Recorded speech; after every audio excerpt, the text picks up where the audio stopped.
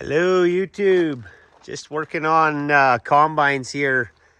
Got a couple of S690s and some 640D drapers, and this one comes with a cross auger, but it is a little bit different, and this one's a little bit shorter. So a year ago I ordered, and this one has a motor on each side, a hydraulic motor. I guess I don't mind how it brings it to the center and doesn't come over top the center and leaves that hole wide open. So anyhow, I got Ag Shield, I think a year ago, and I ordered a cross auger from them. Never put it on last year because I felt like I ran out of time, like always. And this cross auger, I'm having a lot of grief with it. So it only has one drive motor on this side. So I have it all mounted, and then it'll just run off this one side canvas motor, but it comes all the way across the center. Now the flighting stops on the edge of the canvas, but you still have these tubes that come over top. And then for whatever reason, I'm sure they sent me the wrong, well, I know they sent me the wrong mounting bracket, even though the kit says 640D. So then they say that you can weld this, but you can't get it out far enough. So it was 3 inches too short, because you have to have 3/4 of an inch clearance behind that plate. So I had to extend that. So it's a do-it-yourself. And then I do think that some of the bolt up was wrong too. And then they tell you, which I'm still deciding whether to weld this on here, because they said 1/2-inch bolts, but there was no way that you could get a 1/2-inch bolt to that plate without it coming through the weld down here.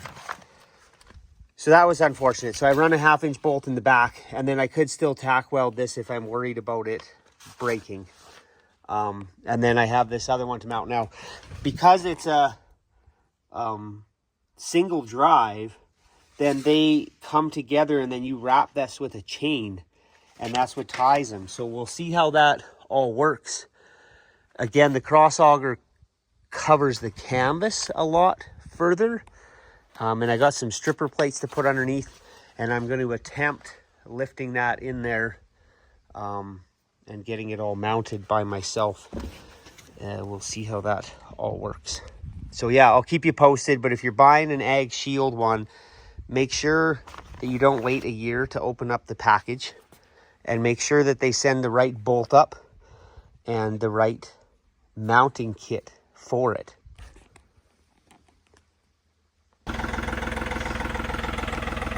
As always, my friends, the ratchet strap is the handiest tool on the farm.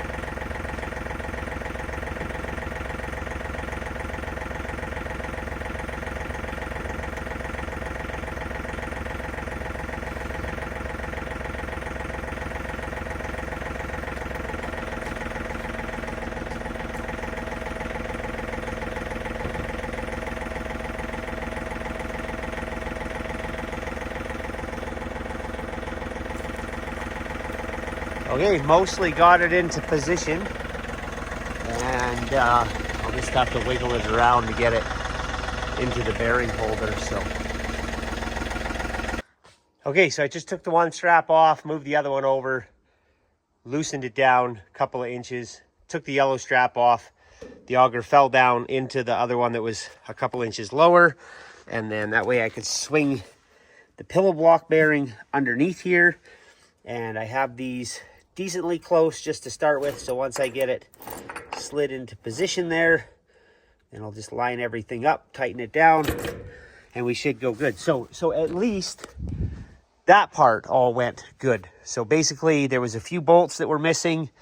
The center bolt up was wrong, but we just retrofitted that, and then all I got to do is run the hoses on the other side, and then should be ready to hook it up to that combine and actually give it a go.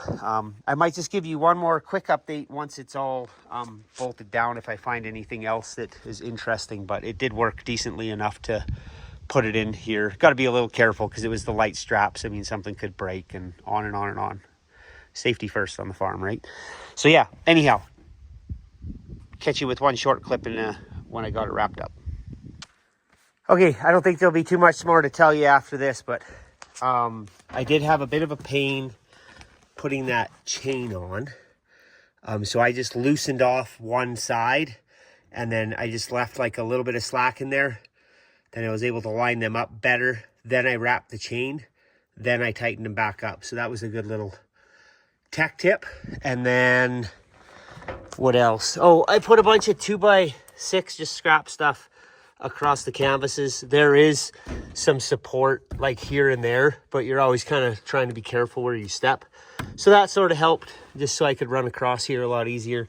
And then these stripper plates, they're a bit of a pain too, especially when you're by yourself. But it did say in the book to run some magnets. So them are just them Princess Auto. They usually have a red thing sticking out of them. But them are just 2 magnets. So I got them set.